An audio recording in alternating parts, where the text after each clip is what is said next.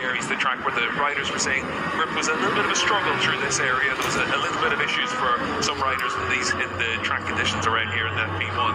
Then the second half of the lap, you can see for Jonathan Ray from this point on, this is where the track really does remind you of Assen and that closing stages of the lap. And this is one down in towards the last couple of corners, down in towards turns 15 and 16. This is where Paul was really talking about. It doesn't look like you're going to make moves.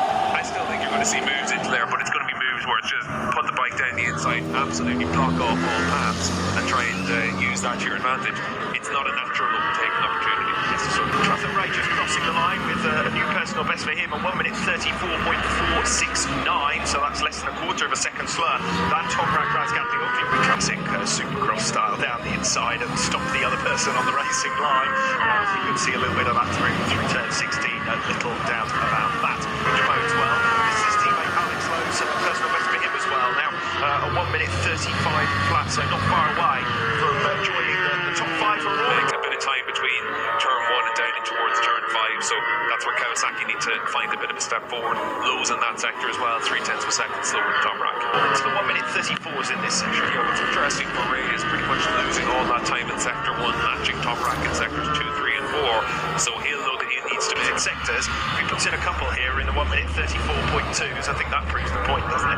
Well, the point's already been proven by Toprak. He got down to speed really quickly in free practice. Razgatlioglu upset now to improve and underline that pace by putting in another similar lap. He's only 0.03 of a second down after 3 completed. As similar as you can get to his previous lap. I think that proves what I was saying. As far as Paul was saying that he was so confident when the Lowe's one willing to push it a little bit harder than some of the other riders this morning, and he's been able to get good information from both sessions. It was interesting, 1,000th of a second down there. That's about 1 minute 34.9, which is roughly the pace of Scott Redding and Michael Rinaldi, who are 4th and 5th in this session when the track's rubbing into a much greater extent. Grip conditions when it was slippery earlier on today. We heard from other riders in between the sessions who were talking about how slippery it was out there, and yet Toprak was able to get down into on two runners as well.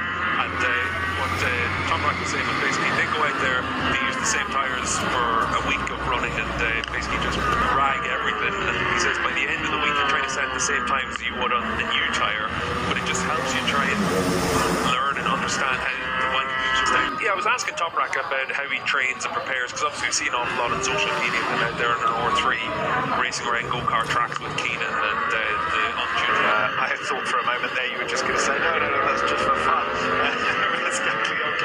Certainly likes to entertain himself, and I think going on he has to adapt to it, he has to make changes, and that's where we've seen in the low grip conditions, like Paul said, that's where Toprak has an advantage over some other riders.